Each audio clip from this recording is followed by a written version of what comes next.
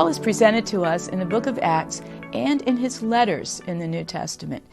In the book of Acts, it is Luke, the writer of the gospel, who is writing about Paul and giving us a particular portrait. And it's an interesting one. Paul starts out as Saul, his Hebrew name. Paul himself is a dedicated Hebrew, a scholar of Scripture, who believes mightily in the ways of God.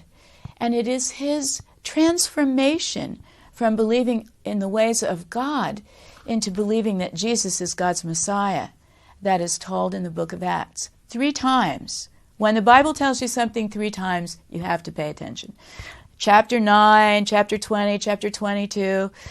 Paul's portrait is given by Luke in terms of his conversion from being a persecutor of the church, looking on at the stoning of the first Christian martyr Stephen in chapters 7 and 8, to the man who will himself die on behalf of Christ's gospel in Rome at the end of the book. And in between, Paul has the experience of a vision of Jesus, of being blinded, of being restored to sight by a Christian community, of being baptized, of being taken under the wing of a mentor, Barnabas, and brought into the community for preaching when the Christians were a little nervous, understandably, about his being there.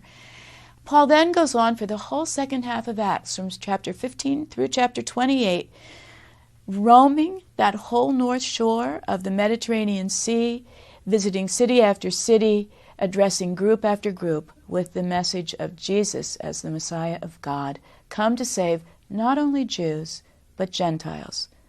According to the book of Acts, this role for Paul was destined for him by God from the very beginning.